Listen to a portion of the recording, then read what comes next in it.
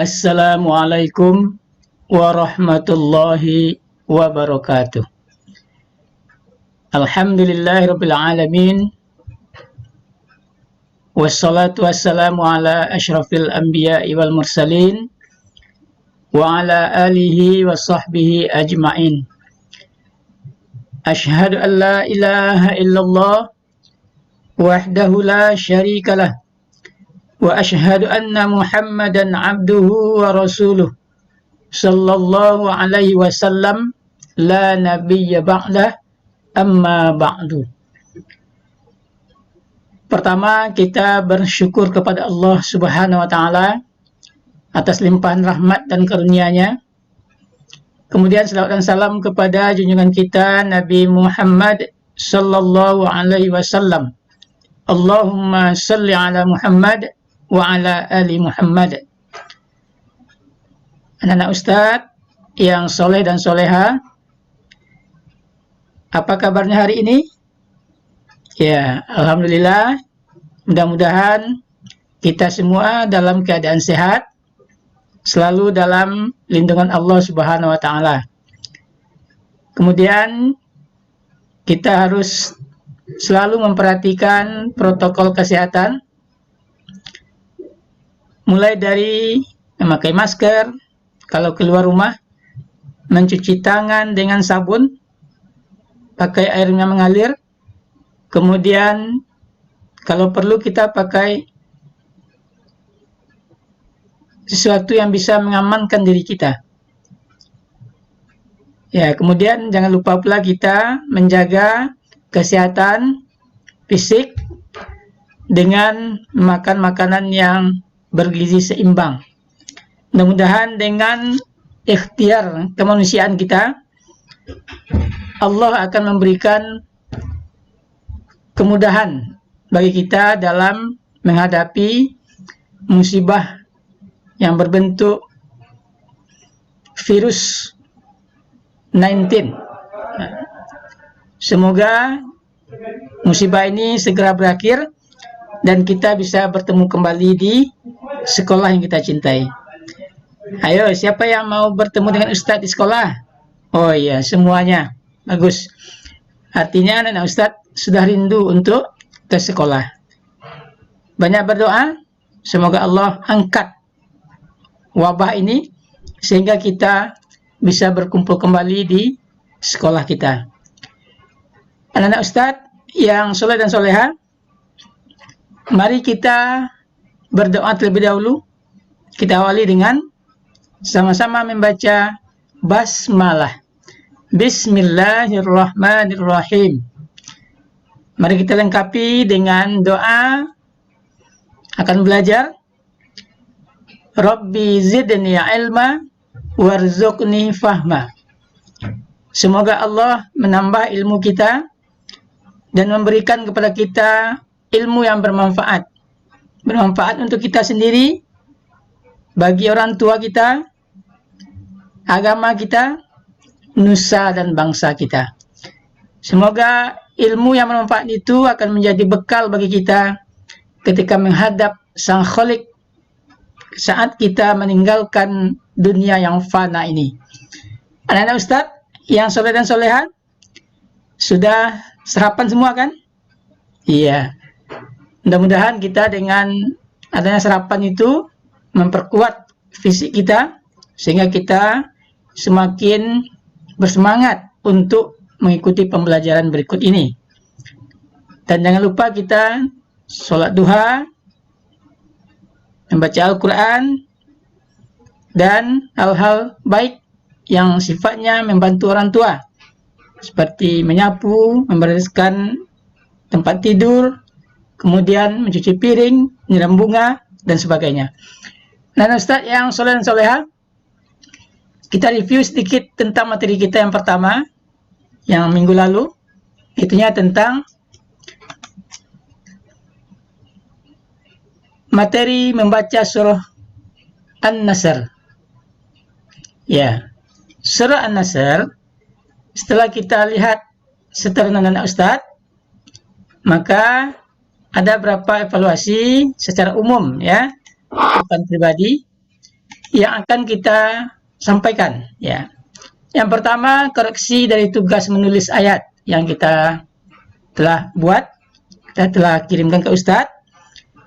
Nah, dalam koreksinya itu, pertama kita harus lebih rajin lagi latihan menulis ayat Al-Quran atau yang huruf-huruf yang berbahasa Arab, sehingga kita bisa lebih mudah untuk menuliskan ayat Al-Quran.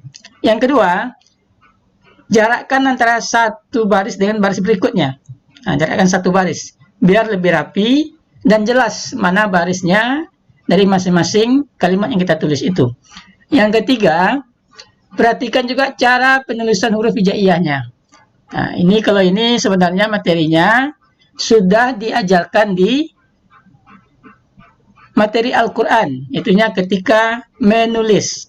Nah, di situ kan ada materi cara penulisan ayat Al-Quran atau bahasa Arab yang diajarkan dalam pembelajaran Al-Quran. Sehingga ada bukunya namanya Buku Rushdan Menulis.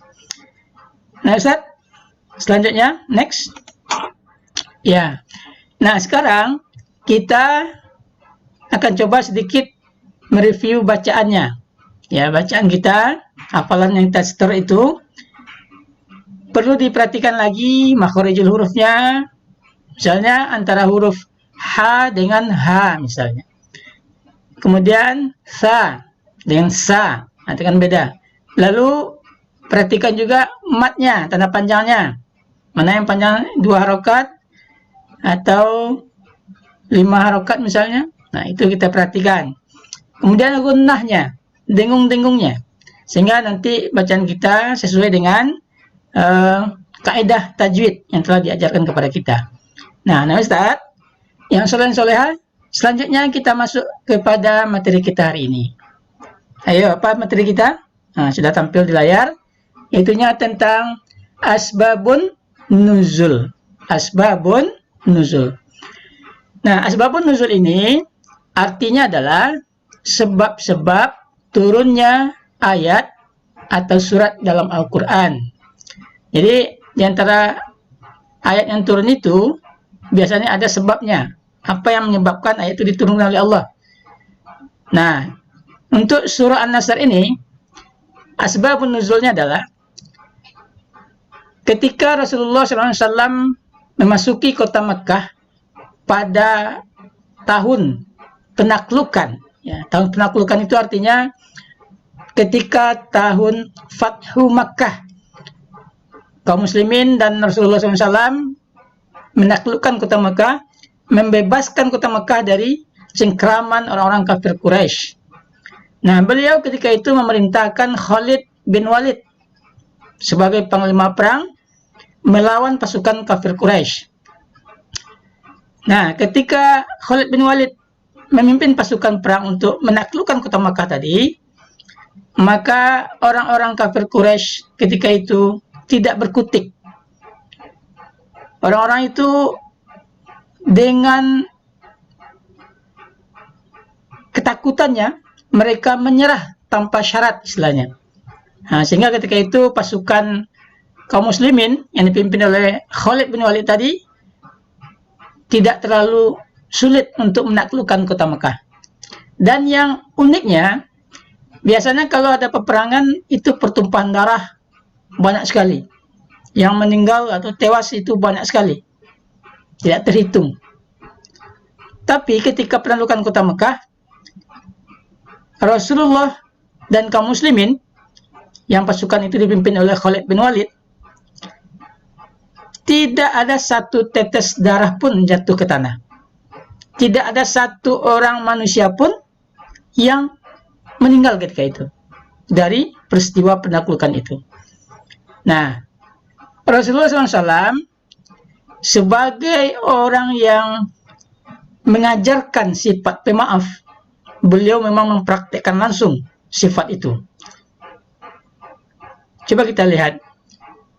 Rasulullah SAW padahal sebelum dia hijrah ke Madinah, itu Rasulullah itu ketika di Makkah dengan kaum muslimin, berbagai macam tindakan kejahatan dilakukan oleh orang kafir Quraisy kepada beliau dan kaum muslimin. Misalnya, seperti dikucilkan dari masyarakat, sehingga tidak satu orang pun boleh berhubungan langsung dengan Rasulullah dan kaum muslimin.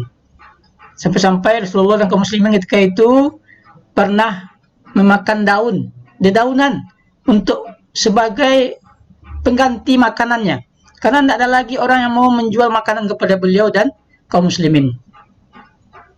Nah, kemudian juga pernah Rasulullah diintimidasi, dihina. Malah ada yang pernah meletakkan kotoran onta ke kepala Rasulullah ketika Nabi sedang sholat. Nah, Rasulullah karena saking pemaafnya, ketika orang yang meletakkan kotoran onta itu ke kepalanya sakit, malah Rasulullah lah yang pertama melihat beliau. Sehingga terketuklah hatinya orang yang meletakkan kotoran onta tadi itu. Rupanya Rasulullah ini memang orang yang pemaaf, berbudi pekerti baik, sehingga akhirnya orang itu masuk Islam. Ya, jadi anak Ustaz, ketika di Makkah itu Rasulullah malah pernah akan dibunuh oleh kaum kafir Quraisy. Nah, sampai segitunya kejahatan yang dilakukan oleh orang kafir Quraisy. Tetapi Rasulullah SAW, apakah beliau dendam? Tidak. Apakah beliau merencanakan untuk membalas kejahatan itu? Tidak. Malah Rasulullah berencana untuk memaafkan seluruh orang yang pernah berbuat jahat kepadanya. Nah, itu dilakukannya ketika penaklukan kota Makkah atau disebut dengan Fathu Makkah. Nah, disitulah nampak oleh kita bahwa Rasulullah itu orangnya sangat pemaaf. Dan kemenangan yang terjadi pada Fathu Makkah itu telah dijanjikan oleh Allah Subhanahu wa taala dengan menurunkan surah An-Nasr kepada Nabi Muhammad. Ya, jadi peristiwa turunnya surah An-Nasr itu disebabkan oleh peristiwa Fathu Makkah tadi. Jadi surah An-Nasr ini turunnya di Makkah, cuman turunnya itu setelah Nabi Muhammad hijrah. Nah, jadi bukan sebelum Nabi Muhammad hijrah. Kalau ada surat yang turun sebelum Nabi Muhammad hijrah, itu namanya suratnya Makkiyah. Tapi kalau suratnya turun setelah Nabi Muhammad hijrah ke Madinah, walaupun turunnya di Makkah, maka namanya adalah Madaniyah. Ya, dan Ustaz, itu sekilas tentang asbabun nuzul atau sebab-sebab turun dari surah An-Nasr ini. Nah, dan Ustaz bisa lihat nanti di buku paketnya, buku paket PAI yang telah kita miliki itu. Silakan dilihat, nanti ada penjelasan cerita tentang asbabun nuzul ini. Ya, baik, next. Nah, dan Ustaz, selain kita mengetahui tentang asbabun nuzulnya, kita juga harus bisa mengambil manfaat dari kisah dari asbabun nuzul itu. Nah, apa hikmah di balik Fathu Makkah ini? Ada berapa macam ya? Setidaknya ada 4. Ada 4 macam hikmah yang bisa kita ambil, sifat yang bisa kita tiru dari sikap Nabi Muhammad SAW.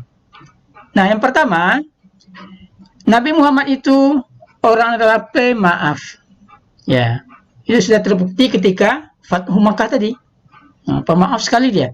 Semua orang yang bersalah kepadanya dimaafkan. Beliau tidak pernah memaksakan orang Makkah harus masuk Islam semuanya. Tidak. Nah, siapa yang mau masuk Islam, masuk. Siapa yang tidak mau, tidak apa-apa, akan dilindungi. Begitu beliau pemaafnya gitu. Dia tidak ada paksaan dalam agama. La ikraha fid din. Tidak ada paksaan dalam memeluk agama. Tapi kalau sudah masuk agama Islam, kita memang harus dipaksa untuk melaksanakan ibadah-ibadah yang ada dalam ajaran Islam itu. Nah, yang kedua, apa hikmahnya? Hikmahnya adalah hubbul waton. Nabi Muhammad itu rupanya orangnya cinta tanah air. Apalagi kalau kita bawakan kepada kita sekarang. Sekarang kan bulan Agustus. Tanggal 17 Agustus kita akan memperingati hari kemerdekaan kita. Terbebas dari penjajahan bangsa asing. Nah, itu harus kita tunjukkan bahwa kita itu cinta tanah air.